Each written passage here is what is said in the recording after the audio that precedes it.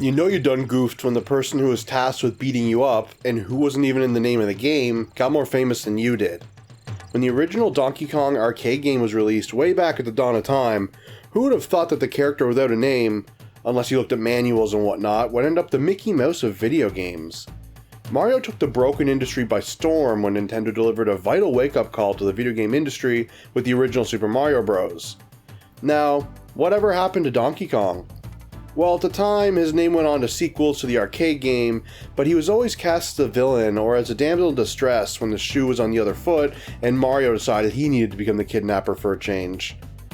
It would be this way for many a long-ass year, until the Super Nintendo rolled along and some random game company called Rare face-planted onto the scene, changing it forever. At least until they were sold to Microsoft in 2002.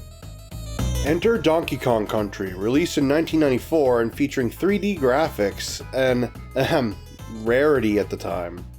Despite being forgotten by Mario, Donkey Kong never forgot as he decided to also star in a platformer, though it is a fair bit different than the plumber's outings tend to be. But come on, a platforming jumping game where you play as a big dumb gorilla? Who's gonna play that? Shigeru Miyamoto probably said when they put the game on store shelves personally. Well, I know I did. And I'm sure a lot of you did too, but the question is this, was he right? Was Shigeru Miyamoto right when he said these games weren't good, despite him correcting himself years ago? Let's see if we can prove him wrong.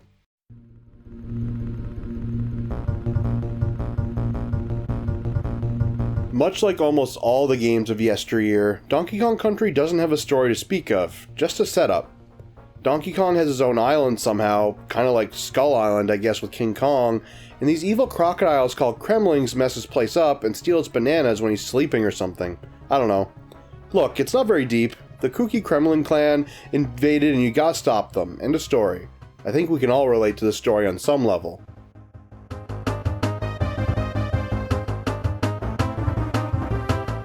As mentioned before, and as you can see from the video, Donkey Kong Country is a platformer, meaning you run, you jump, and you land on platforms.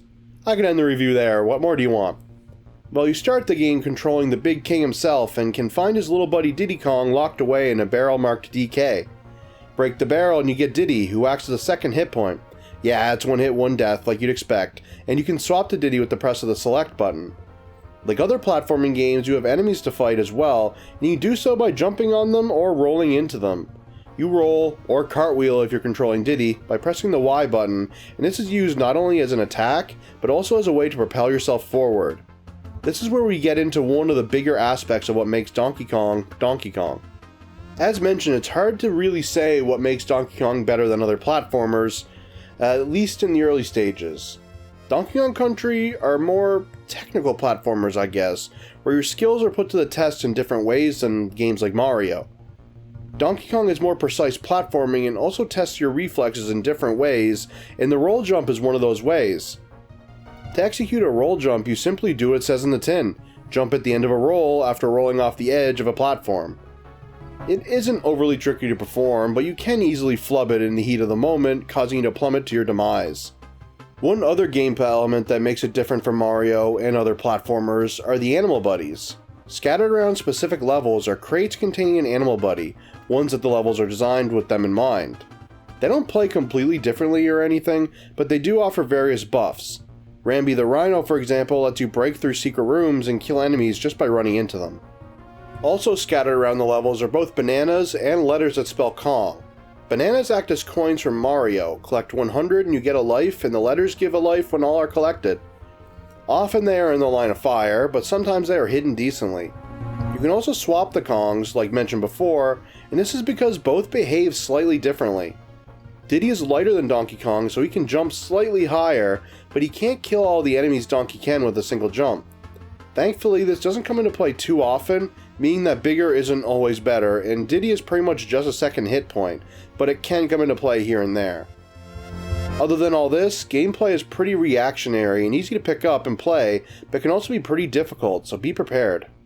Unfortunately, you won't have to get good for long as the game is incredibly short, only lasting around 2 to 3 hours. Now, I know most games were short back then, but Super Mario World was much longer and was released before this.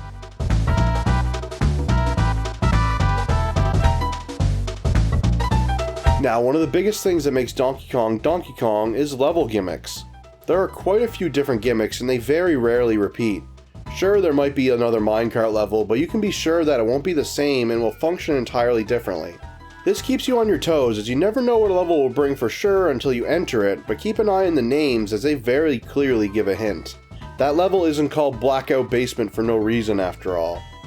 There also exist underwater stages and they act exactly as you'd expect, like garbage. To be fair, they aren't that bad, but they are the most underwhelming levels in the game.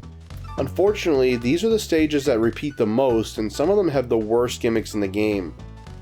Thankfully, they don't do that much damage as the stages remain a joy to play. They take the typical style gameplay and turn it on its head. Adapting to the gimmicks is key here.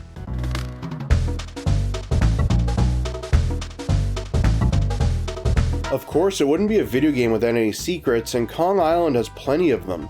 Each level has plenty of bonus rooms to find. Some are hidden behind breakable walls, which you break with barrels or a Rambi, and some are hidden out in the stage somewhere, like in pits, which has to be a cardinal sin.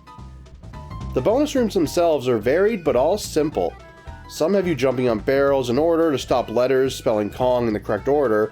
Some have you jumping on claptraps, little croc enemies that snap at your heels in order to collect the bananas they drop, and some have you shooting out barrels. Regardless of what they are, they don't tend to have amazing rewards. They can only be bananas, a Kong letter, or an Animal Buddy token. Bananas and letters are fairly obvious why you want them, but the tokens are a little different. Collecting 3 tokens brings you to a bonus game, no matter where you are in the stage, and forces you to run around as a specific Animal Buddy to collect tiny tokens. Here, the tokens act as bananas and give you a life when you collect 100. Hidden in each one is a secret spot that'll multiply your total, meaning you can get a ton of lives this way. The bad thing about them, other than how tedious it is for something you get plenty of in-game, is that they always drop you back to either the beginning of the stage or the halfway barrel. This is incredibly annoying, so I just ended up avoiding them. Regardless, there are tons of bonus rooms hidden across the game, and finding them all on a stage awards you with an exclamation point at the end of the stage's name on the map, and you also won't get scolded by Cranky at the end of the game. It goes without saying, but I never really paid them much mind.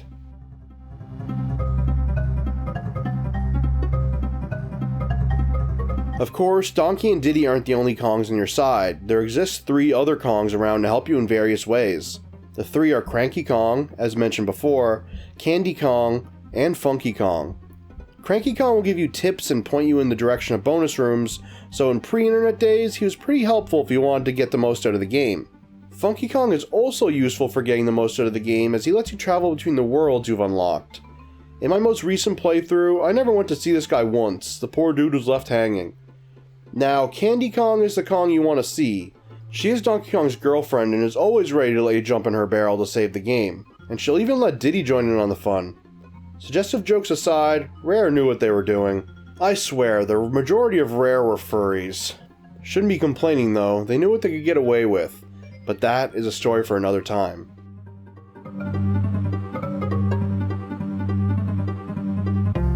So back in 1994, Donkey Kong Country was a big deal as it was made using 3D models digitized for the Super Nintendo, and it looks it. The game is gorgeous for Super Nintendo and it aged extremely well. If it could be smoothed out for HD, it would still look great as an indie game released today. There are plenty of enemy types that are animated well and it all has a charm about it. The backgrounds are beautiful as well, but the foreground can get in the way of gameplay, which is a second cardinal sin Rare committed here. Donkey and Diddy are also well animated as well, each of them having their own personality and animations for completing and failing bonus rooms and idle animations. So much effort went into the visuals of the game, and they look the part, even if I anticipate them affecting the length of the game. Look, I'm always wary of beautiful games before the current generation, as they tend to be shorter or more simple because of it. The visuals are not the only thing that's amazing, the music is as well. Mr. David Wise himself did the soundtrack for Donkey's first solo outing, and boy did he deliver.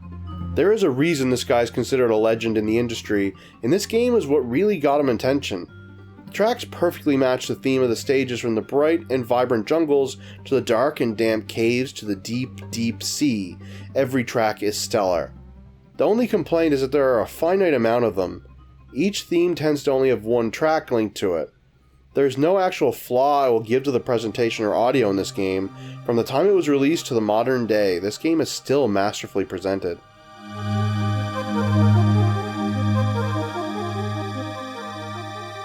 Rounding out this review, we'll talk about the bosses, and I'll be complaining about them. Quick and easy review of them is that they suck. Going into more depth, I can see why they suck, as what would you do in a game that plays this way? But it still has to be said that they do. The bosses tend to just be larger enemies that have patterns that get more intense as the fight goes on. There is really nothing to say about them other than that they are all about memorization, especially the final boss. Of course, the final boss is one I'll give the pass to. King K. Rool is a timeless fight, as bullshit as it can be.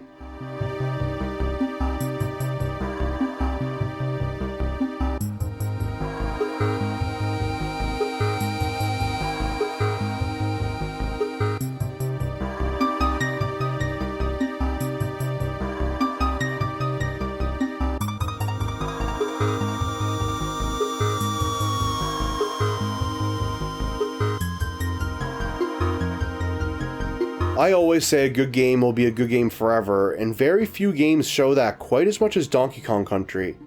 Sure, Super Nintendo games tend to hold up better than the later generation games, but you can't deny just how much Donkey Kong Country holds up. The beautiful visuals, fun challenging gimmicks, and amazing music all combine to keep the game going strong even to this day. What, like 28 years later? That is a testament to the A-game Rare brought on to keep themselves in Nintendo's good books. I'm going to give Donkey Kong Country an excellent 9 out of 10. Now, if only there was a Donkey Kong Country 2 to keep this going. Wait a second.